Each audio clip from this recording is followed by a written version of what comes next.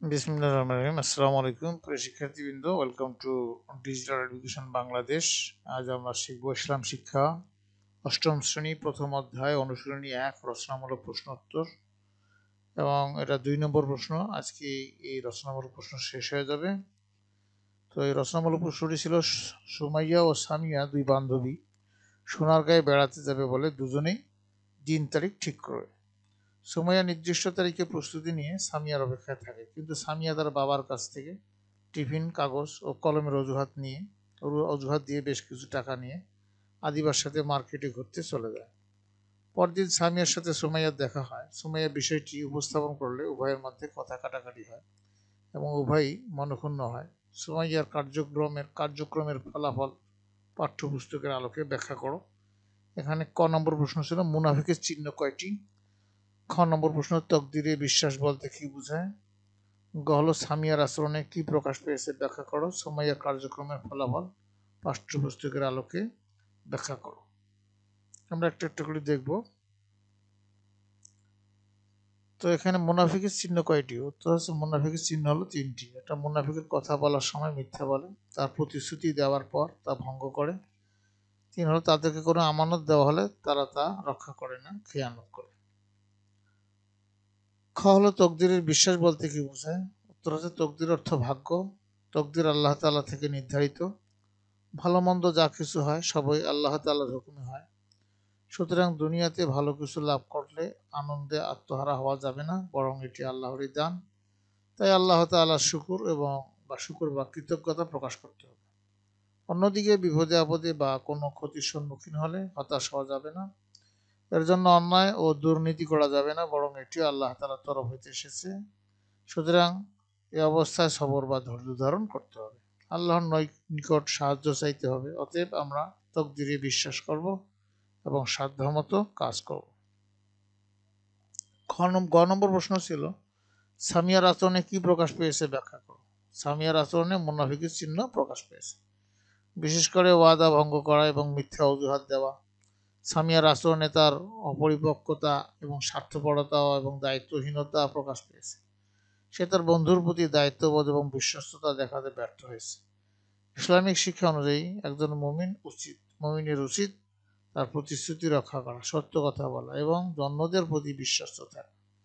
সামিয়ার আচরণ এই মূল্যবোধগুলোর বিপরীতে, যা তার চরিত্রের দুর্বলতা এবং মুনাফিকের লক্ষণ প্রকাশ করে।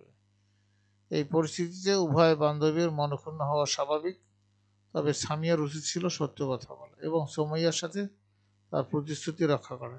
এই ধরনের আচরণ সম্পর্কে সচেতন হওয়া এবং নিজেদের ভুল শুধরে নেওয়া ইসলামিক নৈতিকতার একটি গুরুত্বপূর্ণ দিক। এরপরের প্রশ্ন ছিল সুমাইয়ার কার্যক্রমের ফলাফল পাঠ্যপুস্তকের আলোকে ব্যাখ্যা করো।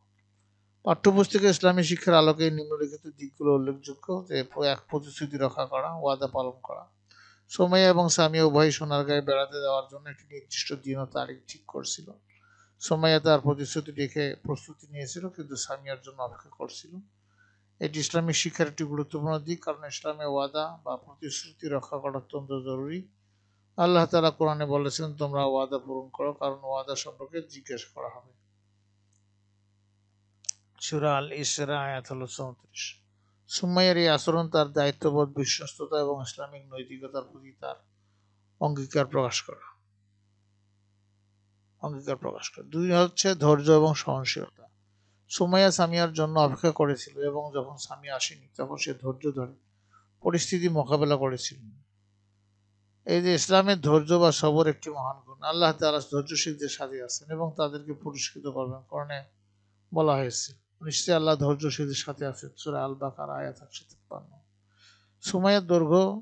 সুমাইয়ার ধৈর্য তার চরিত্রের শক্তি এবং ইসলামিক মূল্যবোধের প্রতি তার আনুগত্য প্রকাশ করে। ৩ হলো সত্য কথা বলা এবং ন্যায়ের পথে থাকা। পরদিন সুমাইয়া সামিয়ার সাথে দেখা করে বিষয়টি উপস্থাপন করেছিল। এটি তার সত্যবাদিতা এবং ন্যায়ের পক্ষে দাঁড়ানোর মানসিকতা প্রকাশ করে। ইসলামের সত্য কথা বলা এবং অন্যায়ের প্রতিবাদ করা একটি গুরুত্বপূর্ণ কর্তব্য। রাসূল সাল্লাল্লাহু আলাইহি ওয়াসাল্লাম বলেছেন, তোমাদের মধ্যে যে ব্যক্তি কোনো অন্যায় দেখবে সে যেন তার হাত দ্বারা পরিবর্তন করে। যদি তা নাও পড়ে তবে ভাষায়, যদি তা নাও পড়ে তবে তার মনের দ্বারা, অর্থাৎ অসন্তুষ্টি প্রকাশ করে। আর এটা হলো ইমানের সবচেয়ে দুর্বলতম স্তর। সহিহ মুসলিম শরীফ। সুমাইয়ের এই আচরণ তার ন্যায়পরায়ণতা এবং সত্যের পক্ষে দাঁড়ানোর মানসিকতা প্রকাশ করে। 4 হলো মনক্ষুণ্ণ হওয়া, স্বাভাবিক কিন্তু ক্ষমা ও সংশোধনের দৃষ্টিভঙ্গি। সুমাইয়া এবং সামিয়ার মধ্যে কথা কাটাকাটি হওয়া এবং উভয়ের মনক্ষুণ্ণ হওয়া একটি স্বাভাবিক প্রতিক্রিয়া। তবে ইসলামে ক্ষমা এবং সংশোধনের প্রতি হ্যাঁ, গুরুত্ব দেওয়া হয়েছে। সুমাইয়ার উচিত স্বামীকে তার ভুল বুঝিয়ে দেওয়া এবং ক্ষমা করার মানসিকতা দেখানো। আল্লাহ তাআলা বলেন, আর যারা ক্ষমা করে এবং সংশোধন করে তাদের পুরস্কার আল্লাহর কাছে রয়েছে। সূরা আল শুরা আয়াত হলো 40। শিক্ষার্থীবৃন্দ, তোমাদের সবাইকে ধন্যবাদ। নেক্সট ক্লাসে আমরা 26 নম্বর পৃষ্ঠায় দ্বিতীয় অধ্যায় ইবাদত নিয়ে আলোচনা করা হবে। সবাই সাথে থেকে উপকৃত হবে ইনশাআল্লাহ।